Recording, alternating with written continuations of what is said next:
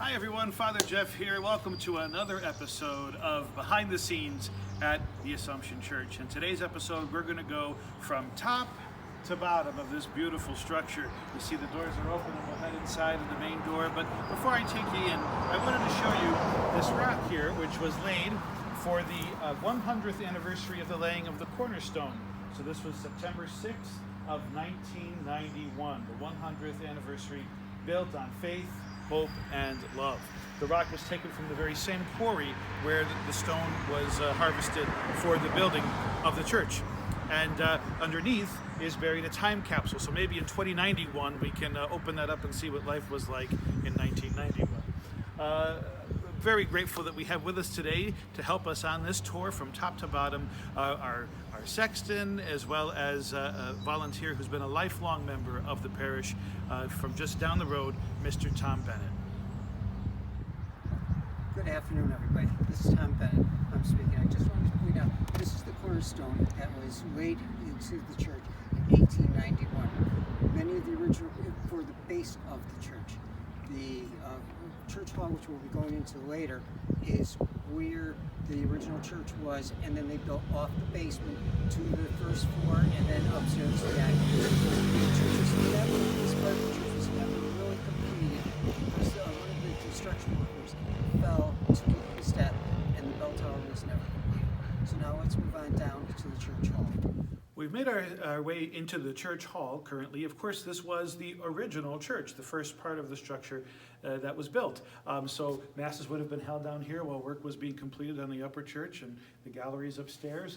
And later on, of course, it would have been used more for children's masses and other activities until finally it was retired from use as a chapel and made into a parish social hall where there still are many events both for the parish and school communities.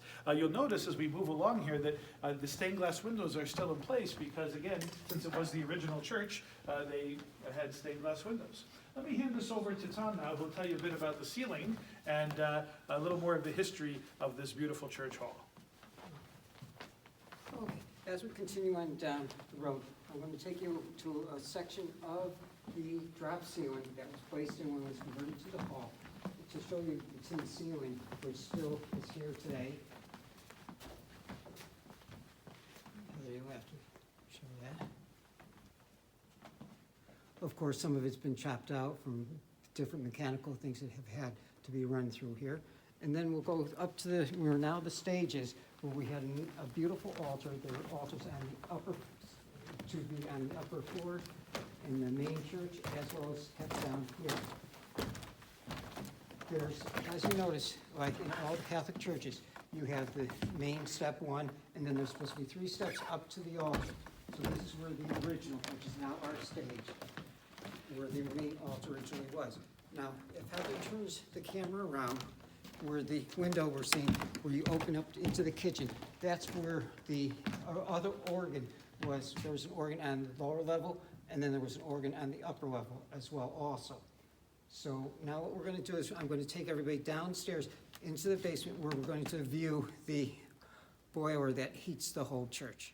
Well, we've made our way backstage, and we're going to head downstairs to the sub-basement of the church, where we'll be able to see the guts of the structure that holds us together. Come on with me.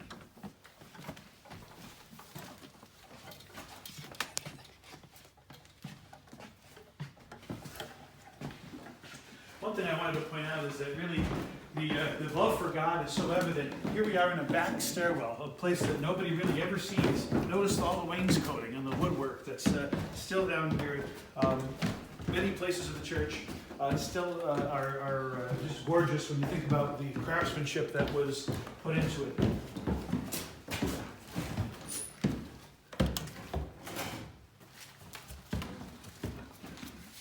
Making our way down here, and notice the buttresses, the strong foundation, even these large brick pillars that are meant to hold the incredible weight of the large marble high altar that's above us in the main church. So those extend all the way down through the basement here to the sub-basement to the ground to be able to support all that weight. We'll go ahead and cut here for a minute and let Tom take you into the boiler room. Okay, now as we're preparing to enter the boiler room, soon after Father Bob and Father George Burnett arrived here, back over 35 years ago. We discovered that we needed a new boiler. They agreed, it was agreed by the parish council and the finance committee, that we would switch from oil to natural gas. Only because at that time, even though oil, we used to buy the cheap grade of oil. It was just more efficient, and also we didn't have to worry about maintaining a tank underground. That's why we switched over. The George Ellis Company, they provide us with this, it's called the burning boiler, with great big, and when this, it's over 1 million BTUs, just when we initially fire this up. The church, as if anyone really follows the financial report, we have to pay an extra fee each month just because of the amount of BTUs in our particular burner here. When this, if we can warm the church from when it's at 65 degrees, we can get it anywhere to 70 degrees within the matter of an hour, just by firing up this furnace. Okay, back in the 1960s, when the Cold War was coming, we used to have fallout shelters throughout the whole state, throughout the whole United States to be exact. And our church, this where we are standing, was part of our fallout shelter. There were always little canisters filled with water and also a lot of Ritz crackers. So in case there was ever a nuclear attack, people would come into the basement and be safe. Now, these pipes that you see that I have my hand on, as well as the ones on the floor, throughout the whole church, there were always fire stations where there were hoses wrapped around spiels, so that in case the church ever started to burn, the firemen would come in and the water was already here and was fully accessed. But we had to take and disconnect all of them years ago just because of possibility of water pipes breaking, freezing breaking, and exposure to water there. Notice we do have a special system here for water treatment because of the chemical composition of the water that needs to be handled to secure the burner for a length of time. And I do every season before we fire it up, bring the holy water down and throw it on, so pray that it keeps going strong. Well, let's make our way back upstairs. Here we are in the area just off the side of the stage on stage right, which was the old sacristy back when the church hall was the church. You notice right here, this spot on the floor where there's a mark with 8 sides. What might be 8-sided? Well, of course, the baptismal font was traditionally with 8 sides. And so you think about this was the spot where the original baptismal font was formed. Stepping back a little, you see there's a pipe here as well. This is the pipe that goes directly down into the ground from what's called the sacrarium, a special sink up in the sacristy we'll show you upstairs, where holy water water used to purify vessels in the past may have been dumped, because you couldn't just dump that into the sewer system. You would bring that water directly into the ground. So old holy water, still to this day, we could use the sacrarium for that, pouring that directly down into the ground using this old system here. Well, now we're going to make our way up into the sacristy. Again, it always amazes me the amount of wainscoting that's here in these back stairwells, and even the wide passageway.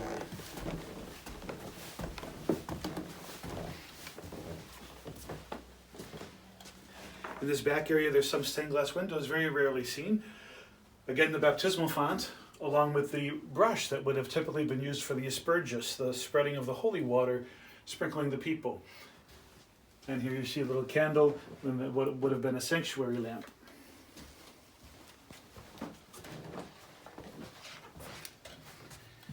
And now we've come into the sacristy.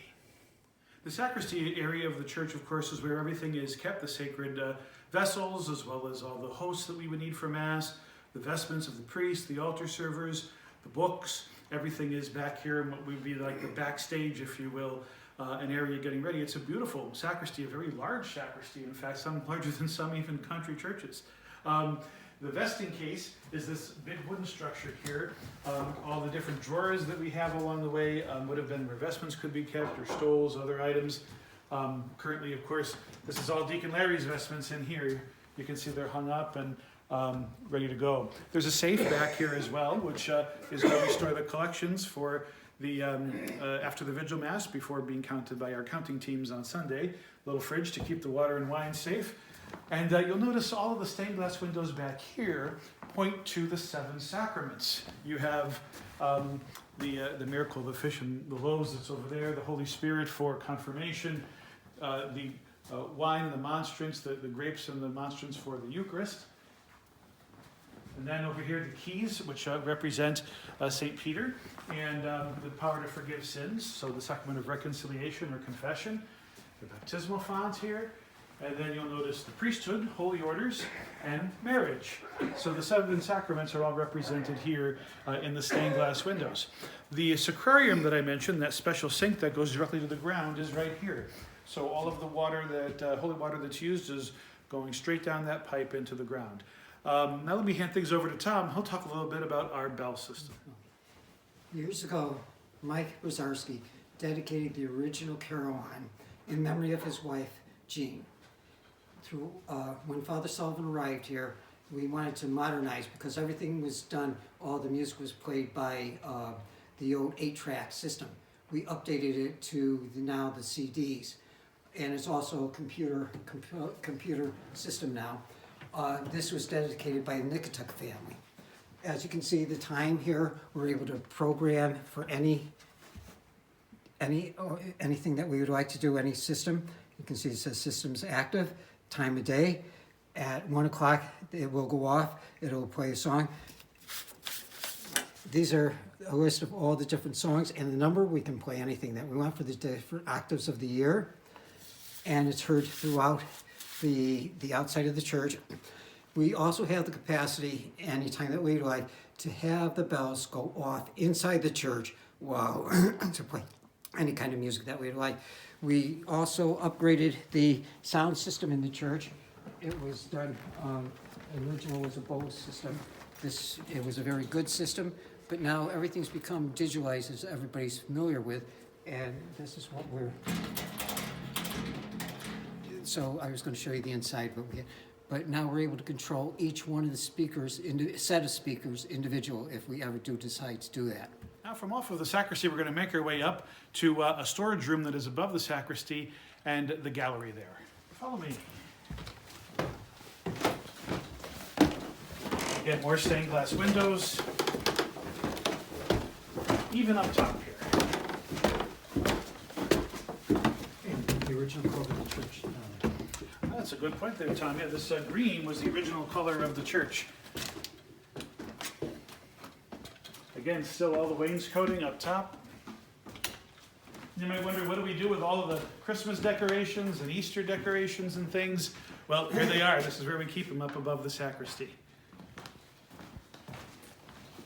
We're going to keep climbing one more level. Just watch your head here.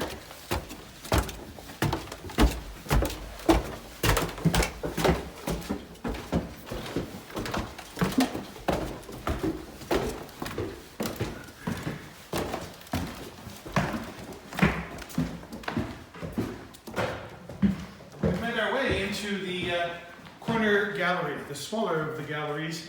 There's a mirror one on the opposite side. Let's take a look. If we go straight down, we'll be in our sanctuary.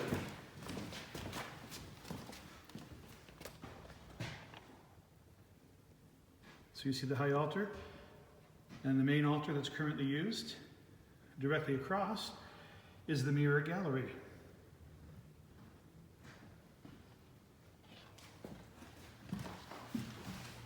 Here you have a great view of the rosary stained glass window where Our Lady and the baby Jesus is giving the rosary to St. Dominic. And you can see the church from here as well.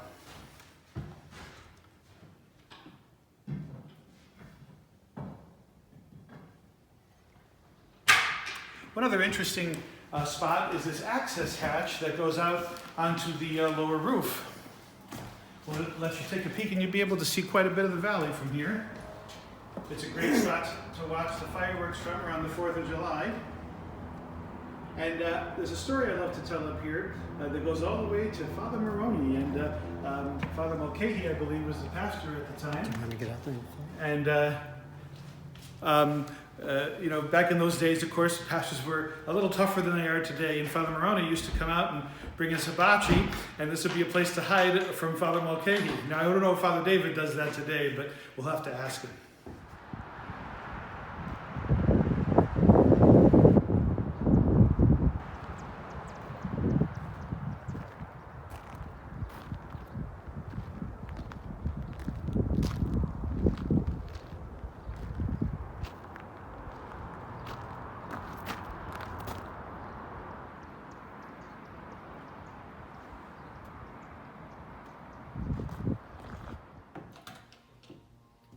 Years ago, we realized that the population of our church was starting to get to be older, and they were having more and more trouble walking up the steps, the main steps of the church. So, entered the elevator. And we heard Father Jeff talk about how every year he blesses the furnace. He really should be blessing the elevator every year.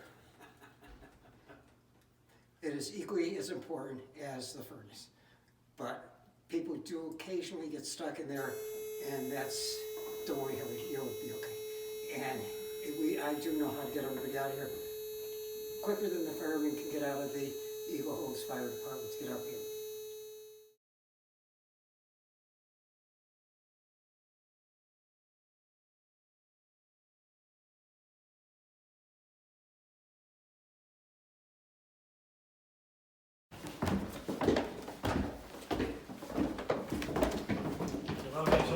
Staircases.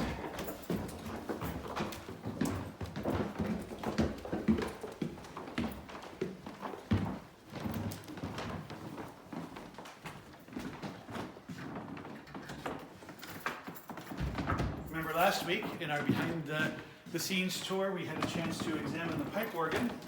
Here you see another section of that pipe organ with the various air shafts, wooden pipes, as well as metal pipes.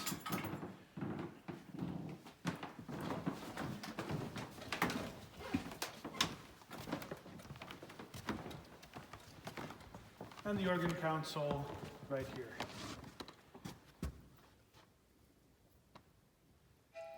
And now we make our way back behind the organ.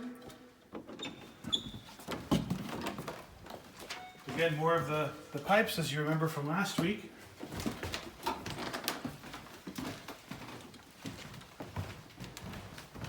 This is the room that had the air generation chamber.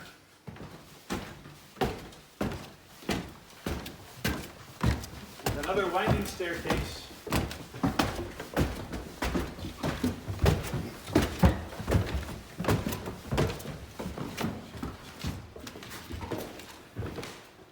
Brings us to the large gallery on the side of the church.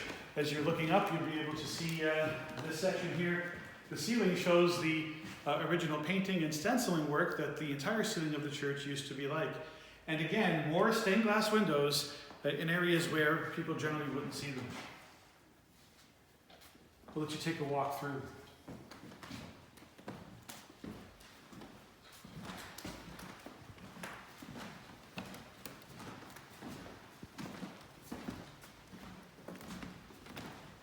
Many of these windows all refer to various titles of Mary. Mystical Rose, Tower of Ivory, House of Gold, from the Litany of Loretto. And the Tower of David, you see King David there with the harp.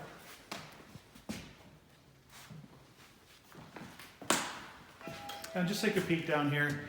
Once again, we'll be able to see where we are in relation to the main body of the church. And here you have a wonderful view of the window of the Sacred Heart Revelation to St. Margaret Mary Alacoque.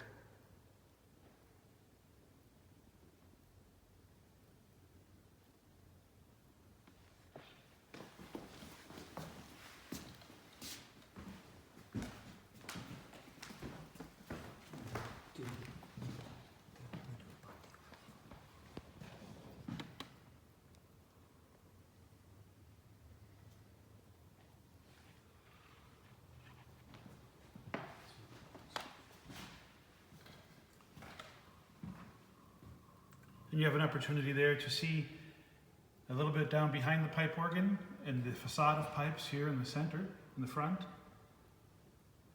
and the large window depicting musical figures in the church.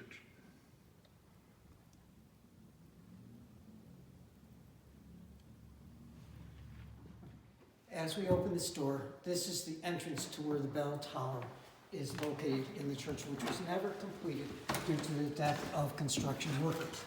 What we're going to do now is I'm going to lead everybody upstairs to the tower area and the attic, or the main supports to the church roof here.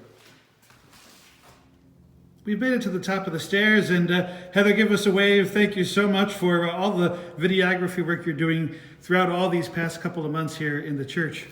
Well, we are in the bell tower that was never fully completed, as Tom mentioned. You can see where the shaft would have been for those bells, and that goes all the way down to the bottom of the church. As we enter through this door now, we'll have the opportunity to go into the attic space of the church and really see the beauty of the construction here.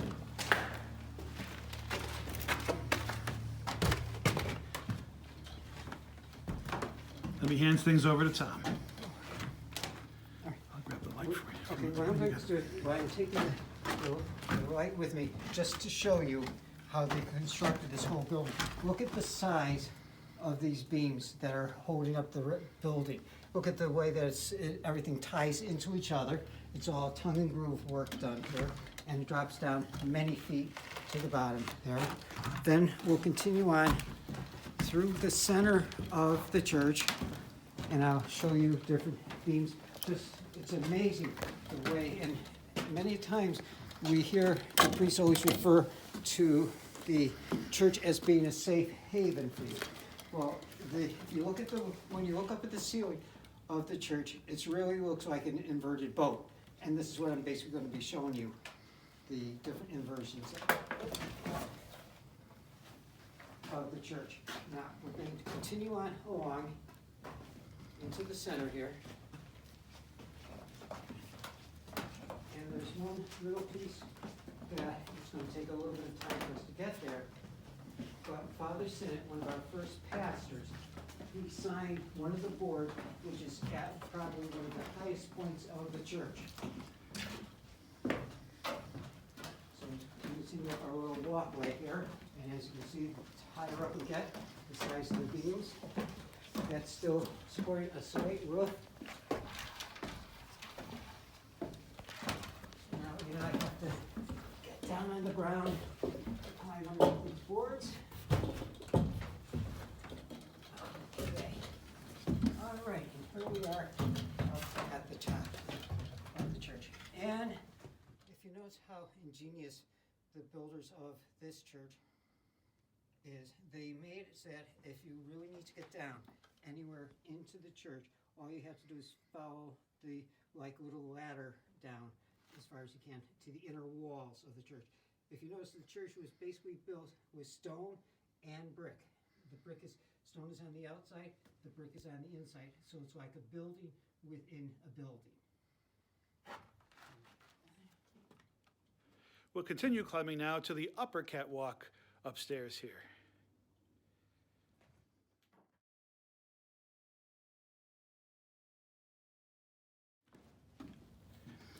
So we've made it to the uppermost section of the roof here. You can see the peak. And I'll let Tom explain our catwalk. Many years ago, we decided also that this is such a beautiful building that we wanted to have as much advance notice if there ever should be a fire. So we installed our own private fire system, which immediately goes out to the police department as well as the fire department. Because it was back in the 1950s, our main cathedral at St. Joseph's in Hartford, it burnt to the ground, and it was designed by the Greeley family, which are the same ones that designed this church. So even with the Hartford Fire Department, as quick response as many machines and fire trucks that they had, they were not able to save. So that's why we put in our own system. Now, as we're going down towards the main altar, when Father Sullivan was here, the Knights of Columbus, with Father Sullivan, we decided that we were going to restore the sanctuary light, which you will see later on at the main altar of the church. So Father Sullivan, we came upstairs to the attic here, and we took one of the main original weights, and there's also another one at the other end, and it's a counterweight. So as I'm going to take and pull down on the weight, I'm making the sanctuary light on the main altar of the church go down to the ground. Now, when we are through lighting the candle every single Saturday that is dedicated to one of our family parishioners, we just take the sanctuary light, we gradually just let it go, and as you can see, the weight is going down and it's bringing all the way up to the top, and now the light is at its full maximum. Now as we go a little bit farther, you're going to see this is behind the main altar of the church. And as I said, it was basically built of stone and brick walls. And this is the center, and just above us is the main cross that we replaced for our 75th anniversary of the church. As we're working our way back down to the main church, Father Jeff's going to be taking to the ceiling shot, so you can see where the bell tower, where the ropes were going for the and the pulley system for the original bells. You have this one right here where I'm standing. This part of the floor is going to be taken out. Below us is the generating room for the organ, which that's how we're able to get the power plant up to the organ, is through to that little hatch there. And now let's continue on down. Well, we hope you enjoyed this portion of our behind-the-scenes tour here at the amazing Assumption Church. You notice the care, the craftsmanship that a century ago our forebears in the faith put this building together as a symbol to their love for God. In the same way, spiritually, we have to construct our life step by step, brick by brick, all solidly in the foundation of God's love. Next week, we'll be happy to take you around the main interior of the Assumption Church to examine all of the stained glass windows in our next behind-the-scenes tour episode. Thank you for joining us this week. I'm very grateful to Tom Bennett for his assistance, not only with this video, but all that he does all throughout the year. God bless you all.